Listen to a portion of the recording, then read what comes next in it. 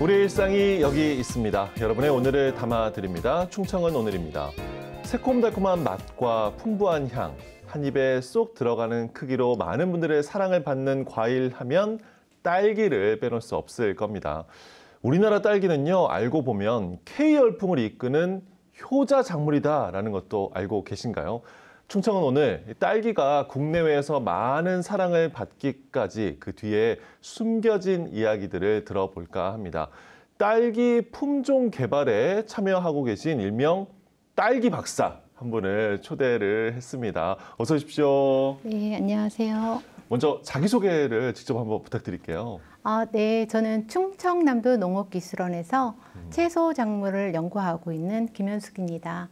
2006년도부터 딸기 품종 개발에 참여하면서 딸기와 동고동락하면서 딸기와 친구가 된 연구원입니다. 네, 딸기와 동고동락하고 있고 친구라고도 말씀해 주셨는데 단순히 이제 그 이유 때문에 모신 게 아닙니다. 본격적인 이제 딸기철 아직 아니잖아요. 네. 그럼에도 연구관님 오늘 충청오늘에 모신 특별한 이유, 얼마 전에 이 충청남도 농업기술원 딸기연구소에서 개발한 이제 품종 킹스베리가 큰 상을 받았다고요? 네, 그렇습니다.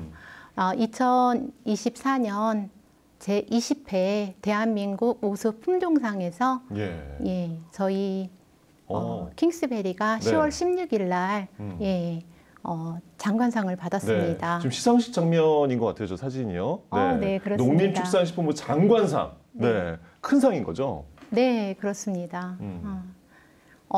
종자 분야에 있어서는 장영실상이라고 할 만큼 최고의 권위 있는 상인데요. 저희 킹스베리가 농가의 소득을 27% 증대시켰고요.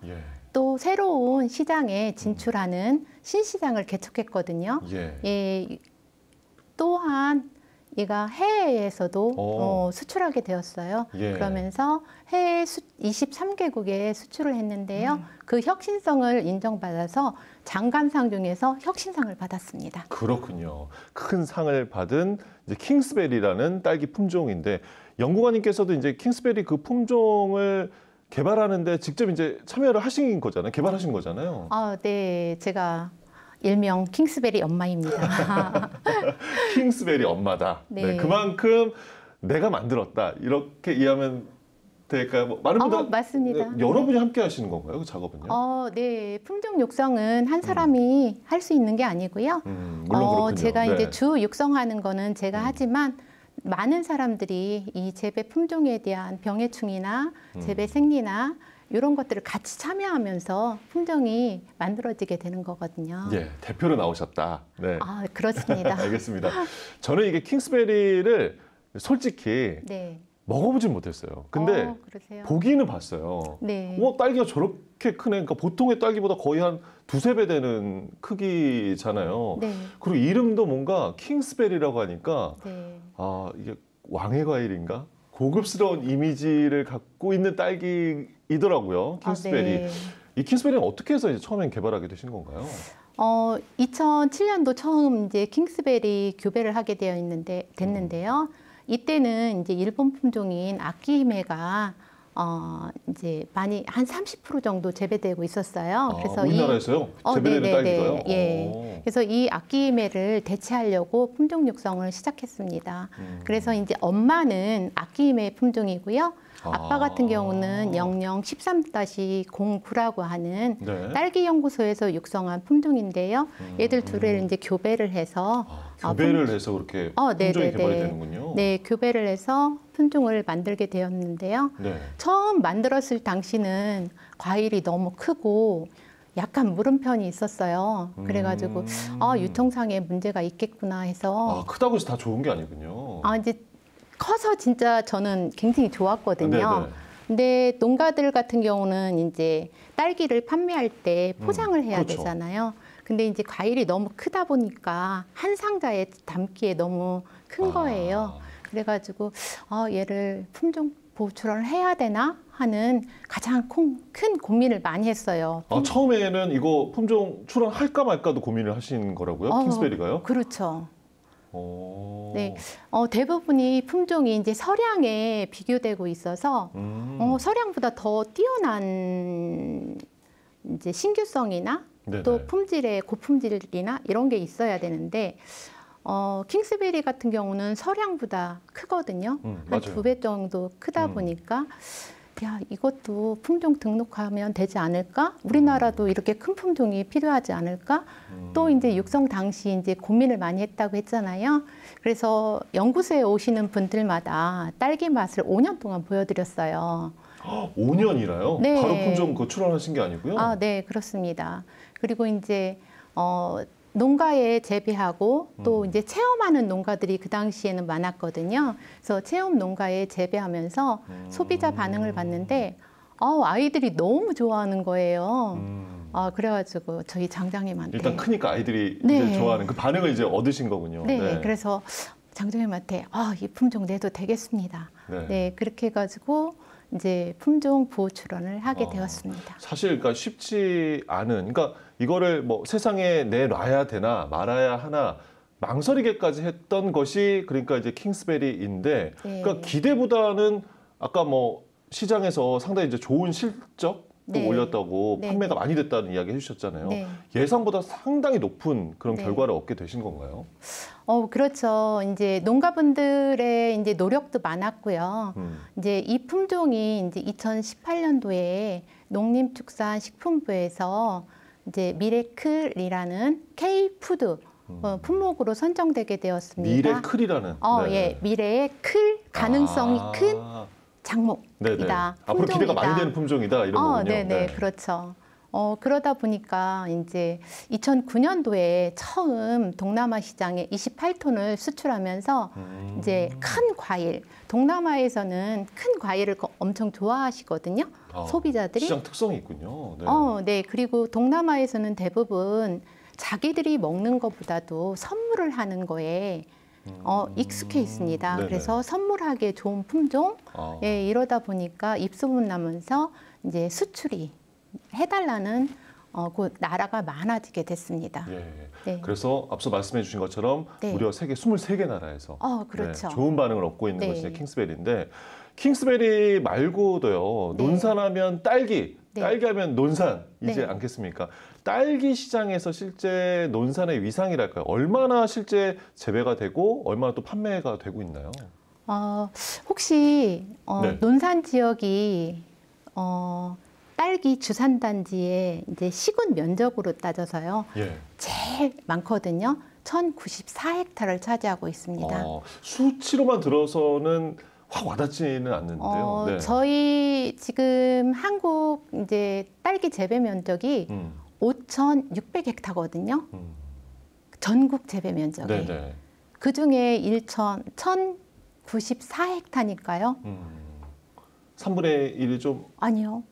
4분의 1 정도 4분의 1 되나요? 정도? 네, 되는. 네네네. 그러니까 우리나라에서 한 4분의 1은 다 논산에서 이제 딸기가 나오고 있다. 이렇게 그렇죠. 이해하면 되겠군요. 논산 네. 지역에서 나오고 있어요.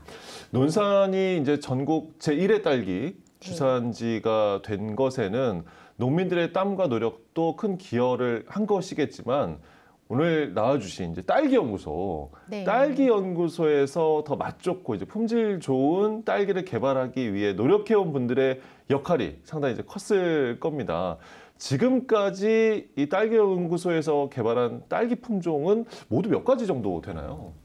저희가 육성한 품종이 이제 16개 품종이 품종 보호 출원이 되어 있는데요. 그 중에서 15개 품종과 한 계통이 출원이 되어 있습니다. 한 계통은 뭐예요? 그 계통 같은 경우는 이제 딸기는 탄저병에 조금 약한 특성이 있습니다.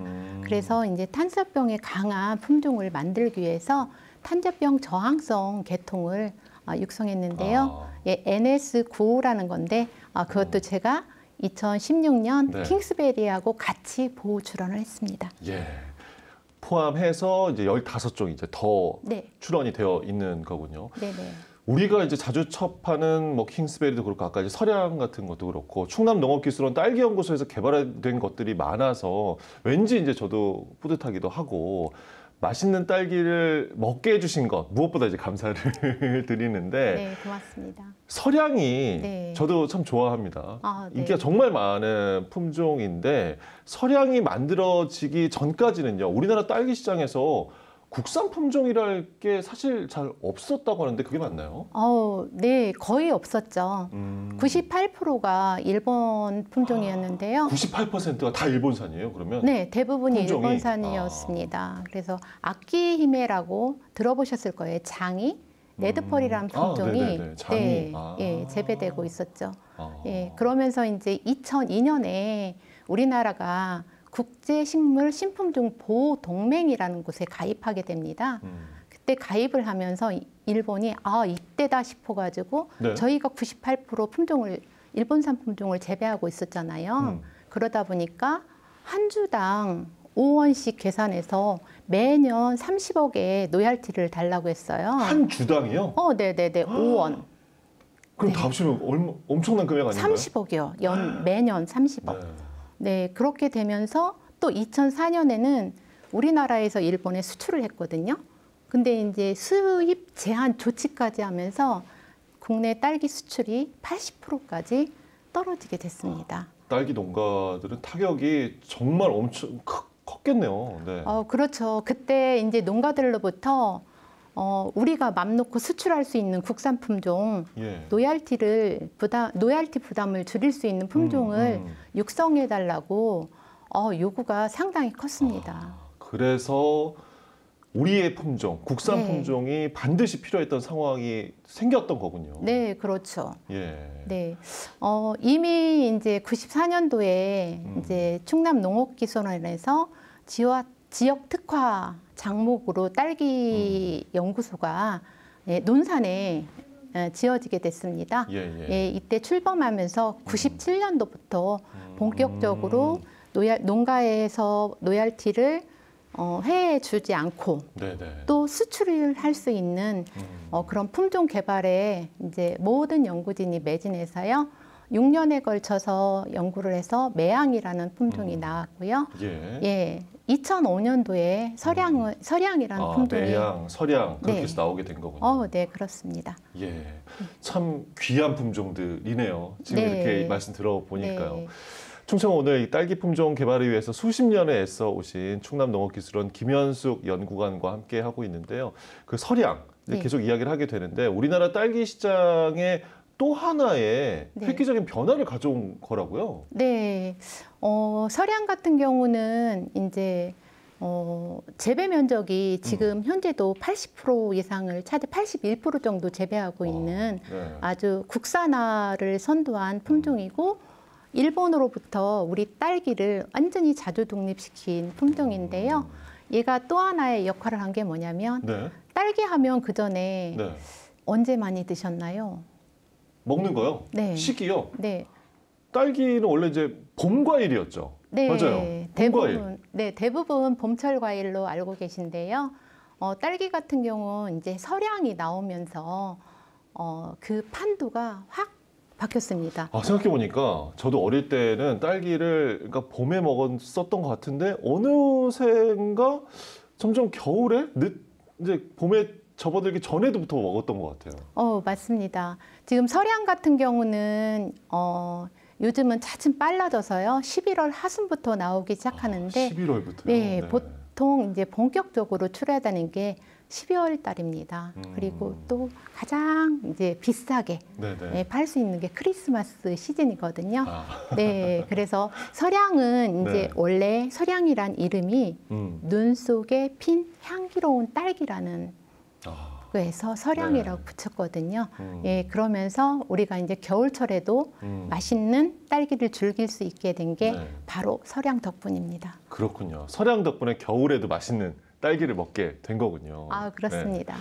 지금까지 이제 수많은 품종들이 논산에 있는 충청남도 농업기술원 이제 딸기 연구소를 통해서 탄생이 됐는데 지금도 개발 중인 품종이 있을까요? 그럼요. 품종 육성은 정말 끊임없이 이루어지는데요.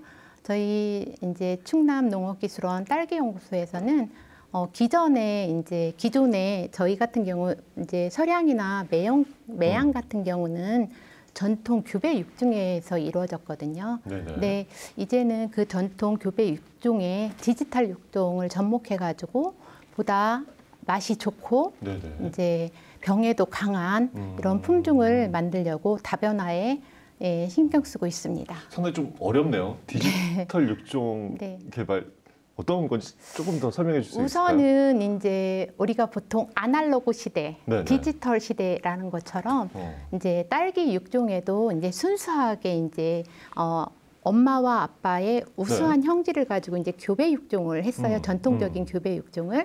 근데 이제는 이제 디지털 육종이라고 해서 이제 유전자를 분석해서 보다 경도가 높고 병에 강하고 네네. 이런 것들을 이제 생명공학적인 기술을 같이 접목해서 얘들이 병에도 강하고 경도에도 좋은 이런 것들을 이제 육성할 수 있는 네. 이제 IT, BT 네, 기술을 네. 접목해 가지고 이제 육성하는 이제 디지털 시대가 됐잖아요.